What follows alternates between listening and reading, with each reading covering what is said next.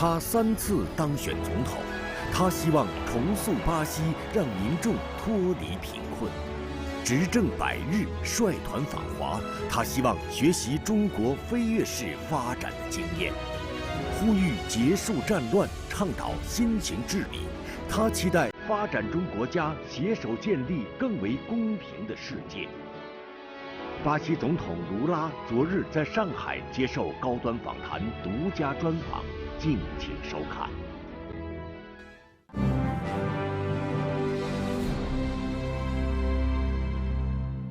关注国际焦点，洞察世界风云。大家好，欢迎收看本期高端访谈，我是王冠。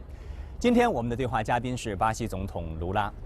家境贫寒，很小就辍学，在街上做皮鞋匠的卢拉，后来成为巴西历史上支持率最高的总统。他的经历也被很多拉美人视作传奇。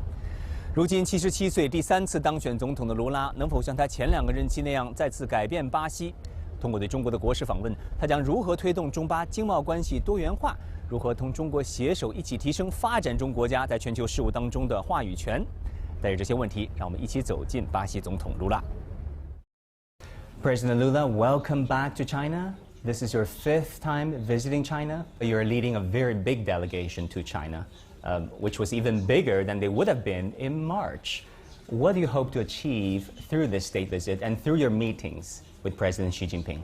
Mais uma vez, eu estou muito feliz de estar na China, porque temos muitos interesses comuns entre China e Brasil, e eu acho que essa visita pode aperfeiçoar a relação Brasil e China.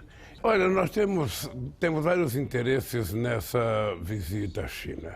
Primeiro, eu gostaria de estabelecer com a China uma parceria estratégica que pudesse durar muitas e muitas décadas.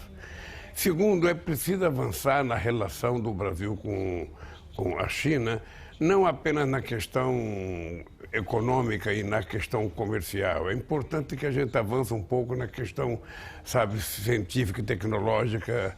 É preciso que a gente avance um pouco, sabe, nos convênios entre as universidades. É preciso mais chineses estudando no Brasil e mais brasileiros estudando na China. Nós precisamos estabelecer uma política em que a China se transforme em parceiros de investimentos no Brasil. E também eu quero discutir com o presidente Xi Jinping a questão da guerra da Rússia e da Ucrânia, que é uma guerra que está incomodando as pessoas que não estão participando da guerra. Estão muito incomodadas e está causando prejuízo em grande parte do mundo. E esses eu acho que são assuntos importantes. Eu quero discutir a parceria espacial com os chineses, quero discutir, sabe, o investimento, por exemplo, da China na indústria automobilística brasileira. Ou seja, portanto, nós temos muitos assuntos. Eu acho que vai ser uma visita muito proveitosa.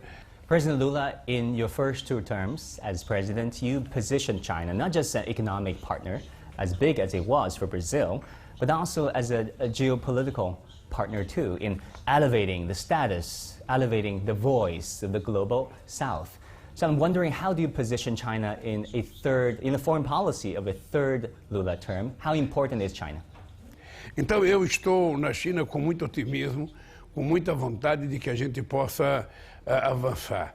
Eu tive uma extraordinária relação com a China nos meus 2 primeiros mandatos e eu espero ter uma extraordinária relação com a China nesse meu 3º mandato.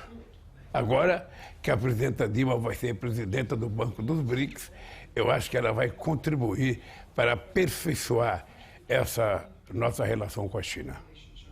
Talking about the BRICS Bank, as you know, Dilma Rousseff, your former chief of staff and former president of Brazil, is already the new chair, in fact. What do you think of this decision, and what do you think BRICS will do? Because over the years, BRICS have come under a lot of scrutiny and debate and even controversy on the global stage.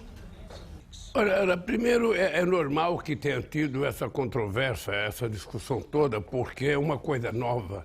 E tudo que você cria novo, você cria impacto positivo de um lado e impacto negativo dos outros.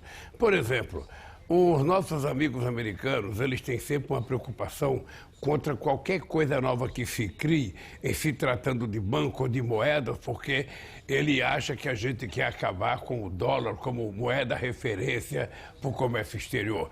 Foi assim quando se criou o euro na Europa, os Estados Unidos ficou muito ofendido. E quando eu falava de que era preciso criar uma nova moeda, que um país do tamanho da China e do tamanho do Brasil não precisa negociar com base no dólar. Você pode ter uma moeda criada, sabe, que pode ser organizada pelos bancos centrais dos dois países e a gente fazer a nossa troca comercial, as nossas moedas. Isso é uma novidade, é uma coisa a ser estudada, é uma coisa a ser pensada e eu acho que o Brasil e a China são duas potências, ou seja, se a gente colocar mais a Índia, se a gente colocar mais a Rússia, se a gente colocar mais a África do Sul, agora entrou Bangladesh, entrou, sabe, os Emirados Árabes, a gente vai ter metade da população mundial participando dos BRICS. A gente tem um potencial econômico muito grande, um potencial comercial. Eu estou convencido que nós não temos que ter pressa de transformar o Banco dos BRICS num extraordinário, num grande banco. Nós temos que trabalhar com muita tranquilidade, sem atropelos, não cometer erro nenhum para que o Banco dos BRICS seja uma referência muito importante para os países em via de desenvolvimento. President Lula, I see the passion when you talk about elevating the standards of the global south. On so many occasions, you spoke very passionately about the necessity, the urgency of elevating the voice of the global south. Where is this passion from? Why such urgency? Including the democratization of international relations that you often refer to. Olha, eu tenho já há praticamente 12 anos tentado mostrar dentro das Nações Unidas que a geopolítica de 45 não existe mais. A razão pela qual foi criada as Nações Unidas, com a formação que ela tem, já não existe mais. O mundo é outro. A geopolítica mundial mudou. E os países que fazem parte do Conselho de Segurança, às vezes fazem guerra sem discutir no Conselho de Segurança. O mundo está precisando de uma governança global mais forte, sobretudo quando se trata de discutir dois temas, a paz e a questão climática. Se você não tiver um Conselho de Segurança da ONU com a autoridade de decidir e os países signatários cumprirem, a gente não vai resolver o problema climático no mundo. Porque cada país pensa apenas em si, cada empresário pensa apenas nos seus interesses e a gente não consegue fazer uma política climática correta para que a humanidade sobreviva respirando ar puro, bebendo água pura e tendo um mundo melhor para sobreviver. Esse é o desafio que está colocado para a China, está colocado para o Brasil, está colocado para os Estados Unidos, está colocado para a União Europeia.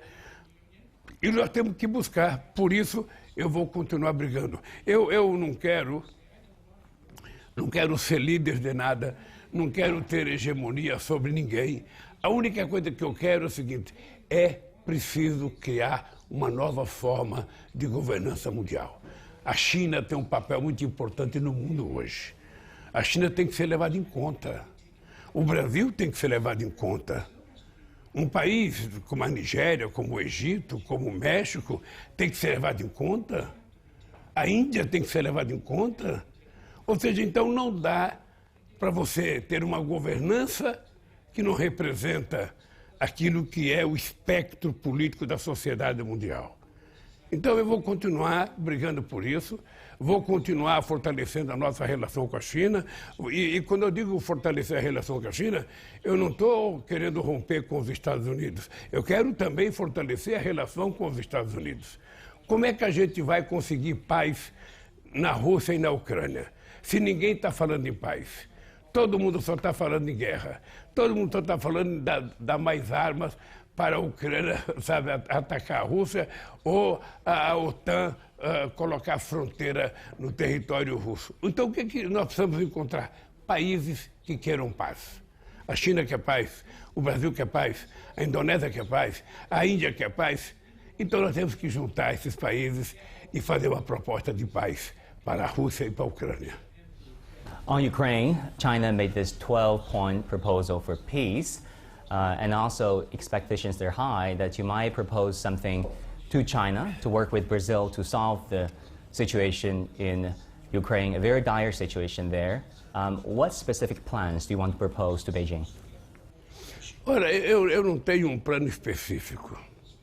Eu não tenho uma coisa produzida. A proposta ela vai sair de muitas conversas entre muitas pessoas. Estou convencido que a União Europeia, que sempre jogou um papel importante, porque a União Europeia sempre foi um ponto de equilíbrio, né? Ela nunca participava diretamente dos conflitos, ela agora entrou diretamente no conflito. Quando o companheiro Olaf Scholz, chanceler da Alemanha, foi ao Brasil, pedir para que o Brasil vendesse, mísseis, para que ele pudesse entregar para a Ucrânia, eu disse que não ia vender os mísseis, porque o Brasil não quer entrar na guerra. Heard about that. O Brasil quer paz. Então eu estou obcecado em conversar com as pessoas para encontrar um jeito de paz. Eu acho que os russos querem paz, eu acho que a Ucrânia quer paz, mais do que querer. O mundo precisa de paz. Afinal de contas, nós ainda temos 1 bilhão de seres humanos passando fome. A desigualdade ainda é muito grande. Então, o ser humano, os dirigentes, não têm o direito de fazer guerra quando o mundo está precisando de paz, de emprego, de distribuição de riqueza. É isso que nós vamos fazer no mundo e é isso que eu quero conversar com meu amigo Xi Jinping. A China tem um peso importante nisso. Só o fato das pessoas estarem conversando, já começa a aparecer uma ponta de esperança, entre os países que querem paz. How do you look at the role of China? Olha, primeiro eu acho que a existência da China, tal como ela é necessária ao mundo de hoje. É necessária. O mundo tem que ter debate. O mundo tem que ter disputas econômicas, disputas científicas, disputas tecnológicas, E os chineses vieram, e despontaram como uma grande potência. Há 50 anos atrás, ninguém acreditava que a China pudesse chegar em 2023 com a potência que a China é. A China é uma potência em quase todas as áreas da atividade econômica. A China é uma potência hoje em ciência, em tecnologia, em produção, e eu acho que engenharia, eu acho que isso é importante para o mundo, porque o mundo não tem só um lado, a gente não tem que ficar olhando só uma voz ou olhando um país. Agora a China aparece no cenário mundial não falando de guerra, mas falando de desenvolvimento, falando de investimento em educação, formando engenheiros, formando bioquímicos, formando médicos, formando engenharia espacial, competindo, com aqueles que eram campeões. Isso é muito importante, isso é saudável para o mundo. É muito saudável. Eu quero te dizer que eu fico satisfeito e prazeroso que a China faça investimento na África e investimento na América Latina. Quando teve a crise em 2008, na primeira reunião que nós tivemos do G20, em Princeton, nos Estados Unidos, a discussão que nós fazíamos é que deveria aproveitar a crise de 2008 e os países ricos fazerem investimento nos países pobres, para que os países pobres tivessem acesso a financiamento, para que pudessem crescer economicamente, construir pequenas e médias indústrias, melhorar a sua agricultura, e ser menos dependente do mundo rico. Ninguém fez isso. A China fez. Então a gente não tem que ficar, com ciúme da China. A gente tem que acreditar, que outros países deveriam fazer o que a China está fazendo. Outros países. Porque assim o mundo fica melhor. O mundo fica melhor. Então eu acho que os chineses hoje representa um certo equilíbrio no debate econômico mundial, no avanço científico mundial, Então isso é importante para o mundo.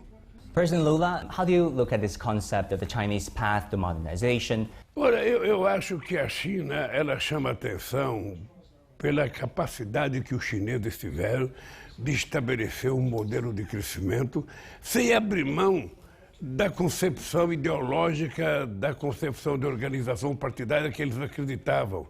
Eu conheci a China mais pobre.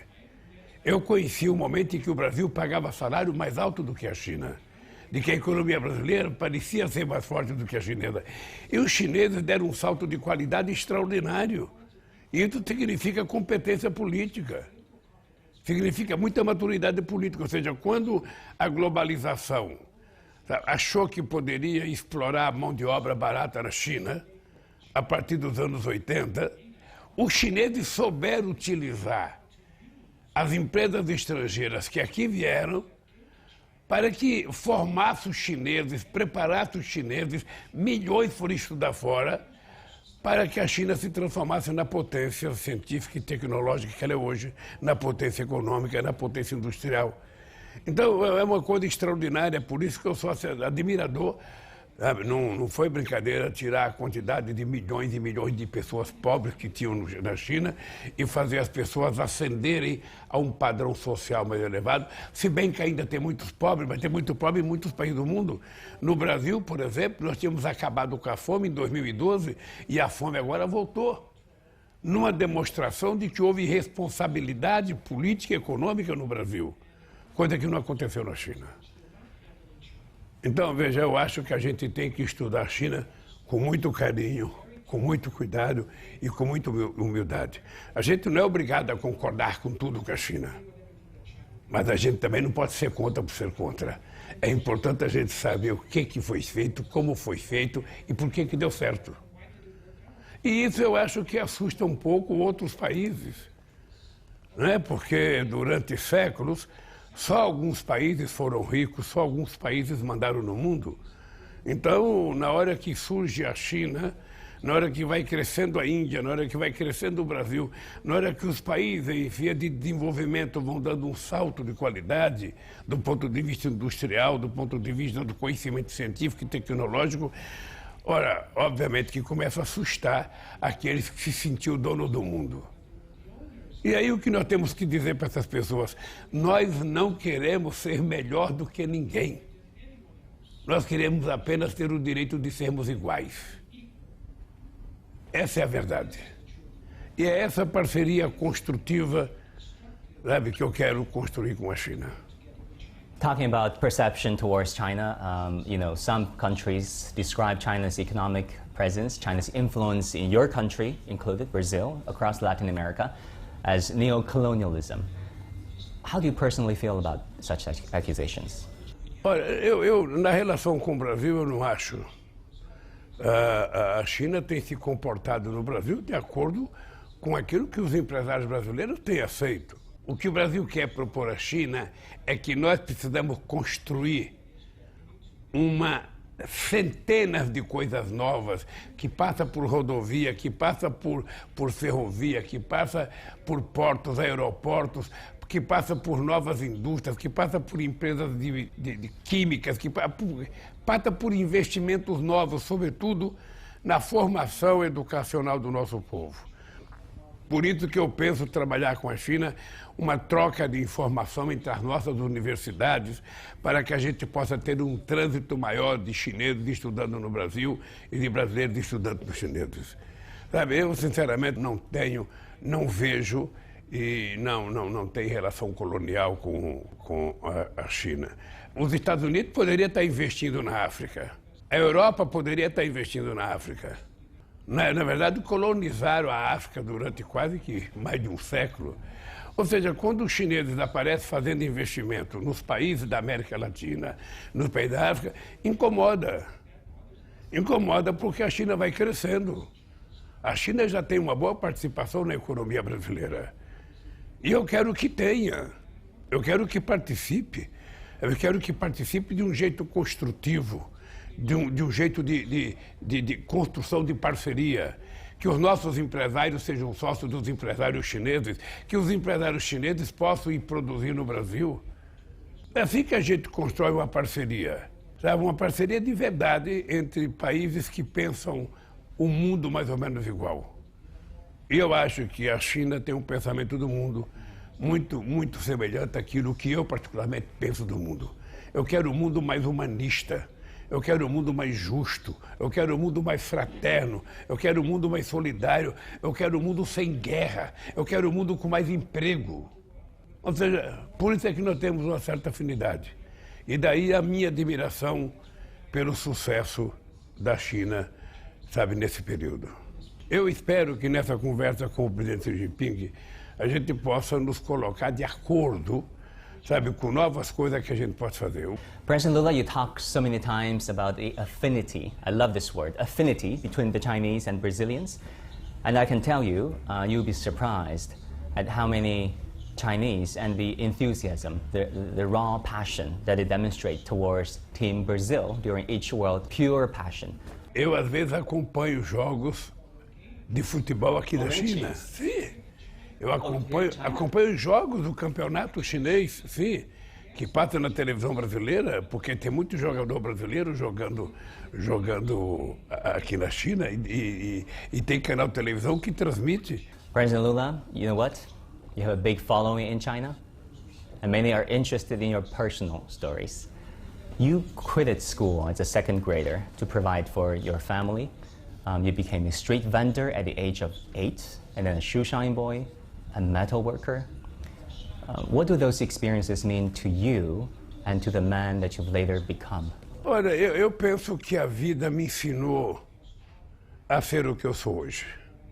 Eu fui criado numa família muito pobre. Minha mãe teve 12. E minha mãe teve 12 filhos, todos com parteira. Nenhum foi no hospital. Com 8 filhos, porque 4 tinham morrido. Ninguém trabalhava na época. Eu fui vender pipoca, fui vender amendoim, fui vender laranja, o outro ia vender carvão, vender sardinha. Também, o que é importante na minha vida é que eu tive uma mãe que se transformou na minha heroína, porque ela conseguiu criar 8 filhos, todos viraram trabalhadores, todos construíram família, ou seja, e eu tive a oportunidade de fazer um curso técnico, sabe, numa escola profissional e fui para o sindicato e virei presidente da República. Então, a minha cabeça sempre funciona não esquecendo de onde eu vim. E nunca esqueço para onde eu vou voltar quando eu deixar a presidência. A presidência não é uma profissão. A previdência é um exercício do mandato delegado por uma parcela da sociedade brasileira que acredita que eu vá fazer as coisas, sabe, que eles precisam. Então esse é meu papel. Só tem uma razão de ser presidente do Brasil. É melhorar a vida do povo mais pobre. É garantir que ele possa tomar café, almoçar e jantar todo dia. É garantir que ele tenha um emprego. É garantir que ele possa criar sua família. Esse é o papel de um presidente da República. Dar acesso à saúde a esse povo mais humilde. Então, é para isso que eu governo. E essa é a educação que eu recebi de berço. Talking about healthcare, I've always wanted to ask you this, Mr. President. At 17, you lost a finger while working as a metal worker, operating a press machine, unfortunately. Sorry about that. And then you ran to different hospitals, but couldn't get treated because you didn't have health care back then. What was it like? What did that experience make you want to do to your people, to your hospitals, and to your country when you became president yourself? Na verdade, quando eu cortei o dedo, era praticamente 2 horas da manhã, 3 horas da manhã, e eu só fui ser atendido no hospital às 7 horas da manhã. Ou seja, porque, sabe, naquele tempo, no Brasil, era muito difícil você ter acesso ao médico. Sabe, não tinha posto de saúde, não tinha tanto hospital. Hoje tem mais facilidade, hoje tem o SUS. O SUS é um grande programa de saúde. E hoje, então, se uma pessoa cortar o dedo, será tratado com muito mais rapidez do que eu fui. E aí é a única razão pela qual eu voltei a ser presidente. É a única razão. President Lula, thank you so much for your time and get on Leaders Talk on CMG. Thank you very much.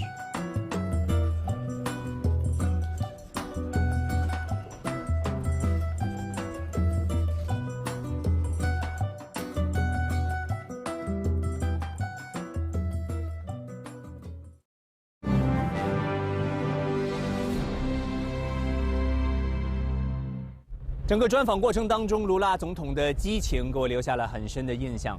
他充满激情地表达了打造更紧密中巴关系的愿景，呼吁中巴团结，呼吁发展中国家团结，让这个世界变得更公平、更公道。中国和巴西虽然距离非常遥远，但是两国不断向纵深发展的经贸关系，两国在越来越多战略问题上的志同道合，以及两国不断增进的民间情谊，都不禁让人想起了那句老话：海内存知己，天涯若比邻。好，感谢您收看本期高端访谈，我是王冠，我们下期再会。